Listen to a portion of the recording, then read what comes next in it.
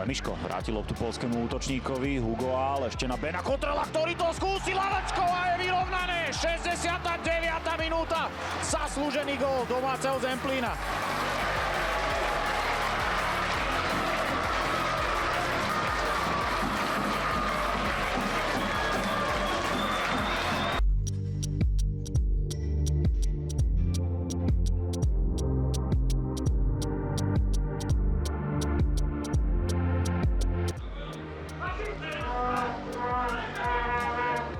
Pokus o prekvapenie!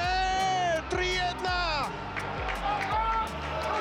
Tak to je neskutočné, čo sme teraz videli v podaní Miroslava Káčera.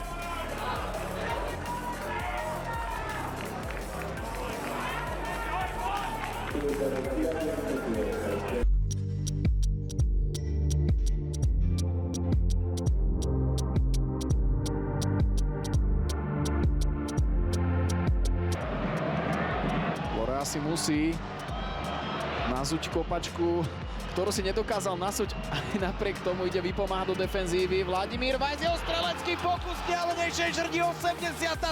minúta. Kapitán bratislavského Slovana dáva gól na 1-0 a dá sa povedať, že už tradičná gólová radosť. To úplne to, ja nemám slov.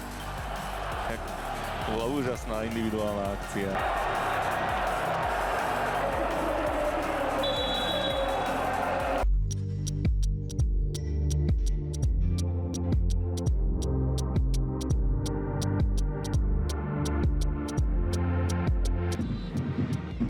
Dobrá prihrávka, Púdorocký uvoľnil sa, Púdorocký, gól! 26. minúta a Skalica vyhráva o 2 góly.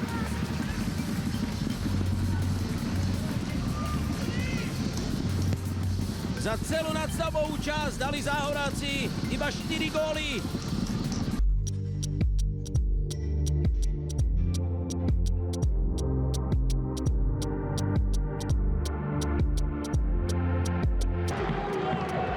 Sice Tatran doma dostal tvrdú facku od Žiliny, prehral 0-4, ale dokázal doma zdolať Trnavu aj Skalicu. Teraz Souček 2-0!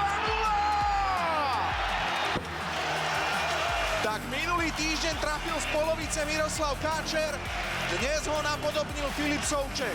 Paráda! Ale krásne bolo vidieť, ako Souček zdvihol hlavu, videl, kde je brankár.